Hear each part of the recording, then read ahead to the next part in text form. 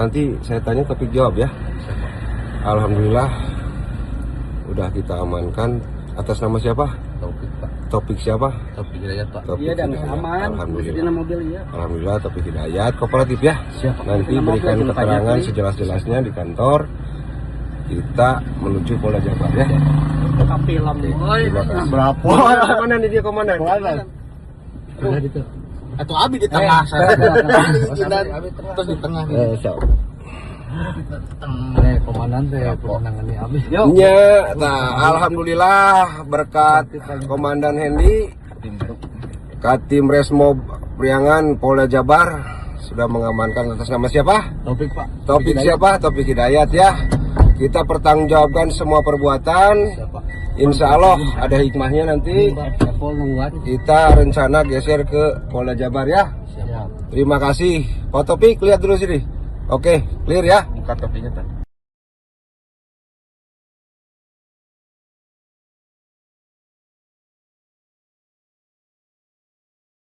Seorang wanita warga Antapani, Kota Bandung ditemukan dalam kondisi mengenaskan di wilayah Cinunuk, Kecamatan Cileunyi, Kabupaten Bandung pada Minggu 13 Juni 2026. Korban hilang kontak dengan keluarga sejak 3 tahun lalu dan berikut kronologis singkatnya.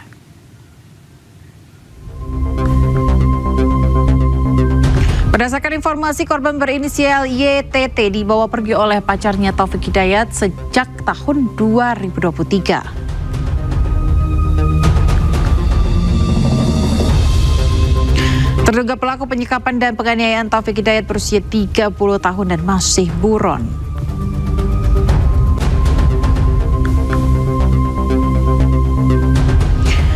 Korban berkenalan dengan Taufik Hidayat tahun 2023 di konser musik di Bandung. Keduanya kemudian menjalin hubungan asmara. Korban bahkan sudah mengenalkan Taufik pada keluarganya di Rancaikek.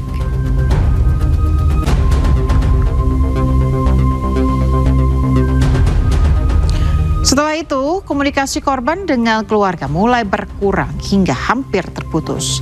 Korban sempat mengatakan bekerja di Pasteur, Bandung sejak 2023 hingga pertengahan 2026.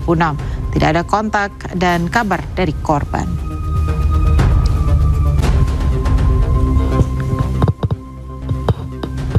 Kemudian pemirsa, pada Minggu 13 Juni 2026 keluarga menerima pesan dari orang tak dikenal bahwa korban berada di IGD di Rumah Sakit Hasan Sadikin Bandung.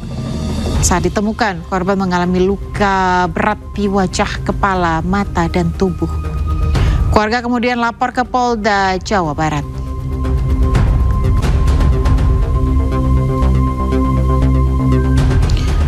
Sementara itu, Taufik Hidayat terduga pelaku melarikan diri. Terduga pelaku hingga kini masih dalam pencarian polisi.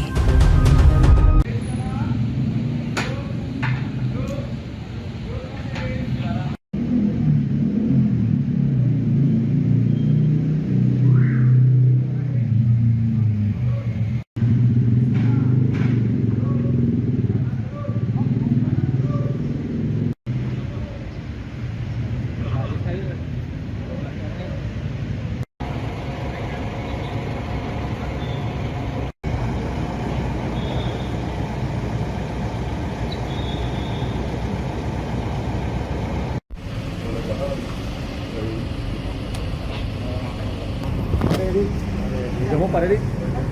Jenguk Pak. Jenguk Pak ya. Jenguk. Ya, mau ini dulu.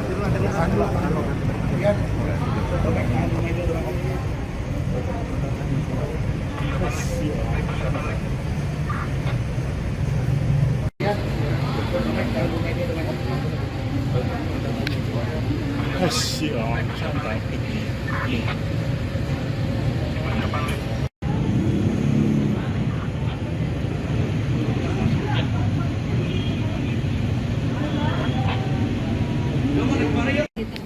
Ya, kondisinya sudah makin membaik.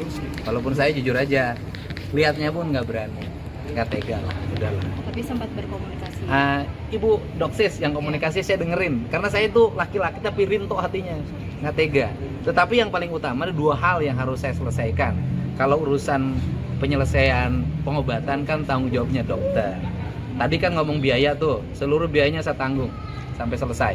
Jadi nggak usah lagi nyari ke BPJS kemana-mana, saya tanggung. Jadi nggak usah sibuk lagi keluarganya, dan keluarganya oleh saya juga tadi dibekelin. Selama nungguin anaknya, dia tidak lagi pusing ngurus rumah, kebutuhan di rumahnya. Dan yang paling utama adalah ngingetin pada seluruh kaum perempuan yang ada di Jawa Barat dan di Indonesia. Sekarang itu kan peristiwa seperti ini pasti banyak terjadi. Hati-hati, waspada, pergi dengan laki-laki agar ditemani keluarganya. Udah, titik, itu penting. Pak, ada arahan untuk anggota kepolisian agar bisa segera. Oh, sudah kali komunikasi dengan jajaran Polda, saya yakin tidak akan lama lagi tertangkap. Ada harapan ke Pak Kapolda gimana, Pak? Iya, kan sudah, saya yakin Pak Kapolda dan seluruh timnya tidak akan lama lagi pelakunya bisa ditangkap. Dari pemerintah bakal memberikan bantuan untuk pengungsi? Sudah. Sudah. Bantuan untuk keluarganya selama merawat korban sudah diberikan. Kemudian seluruh biaya perawatan rumah sakitnya saya tanggung sendiri. Berarti sekarang udah nggak ada open donasi lagi ya? Nggak usah perlu ada open donasi. Pemerintah Provinsi Jawa Barat bertanggung jawab terhadap warganya. Masih. Oke?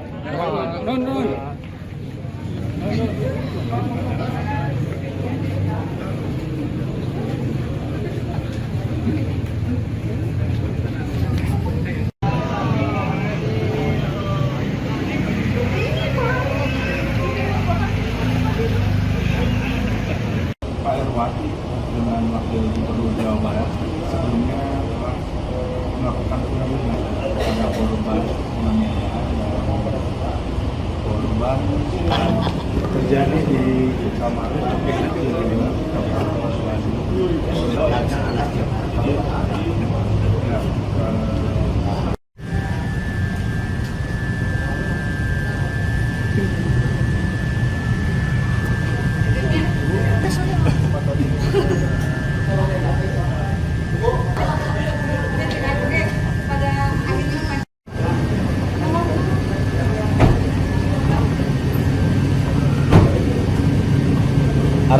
Keluarga seperti apa? Oh ya, tadi memang kita sempat pas ke dalam gitu kan, dan Mbak Intan kita video call dengan Bang Hotman Paris, dan juga bisa interaksi dengan baik sih, dan korban juga sangat mengenal sekali dengan Bang Hotman Paris. Ini tadi percakapannya mungkin seperti apa, bisa digambarkan? Ya, jadi percakapannya lebih ke semangat untuk sembuh gitu kan. Terus nanti juga setelah sembuh kita bisa berjumpa seperti itu. Apalagi Mas yang disampaikan Bang Hotman? Tadi nggak begitu lama sih, karena kita juga kan melihat kondisi, jadi hanya obrolan singkat yang menyemangati dan mendoakan kesembuhannya, jadi nggak begitu lama sih. Kalau tadi Mas Reza lihat di dalam, secara keseluruhan kondisi korban seperti apa? Jadi kondisi korban sih kalau menurut dokter sih sudah sangat membaik sih, alhamdulillah gitu kan. Tapi kita juga ya memang nggak tega sih terlalu lama juga gitu kan.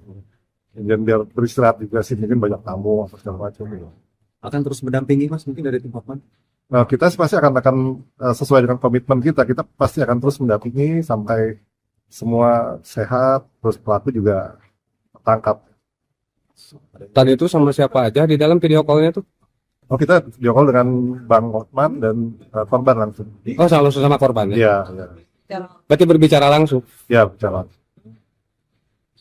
Harapannya pas misalnya penganiayaan dan penyekapan terhadap wanita.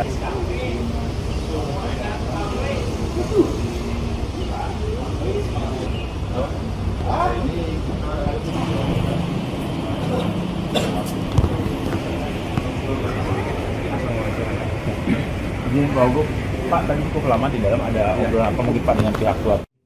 Korban semangatnya sangat luar biasa. Tadi kita sudah bicara kepada keluarga supaya tidak ada lagi yang nengok ke korban selain daripada keluarga, karena ini untuk proses penyembuhan psikis dan mental yang tepat korban.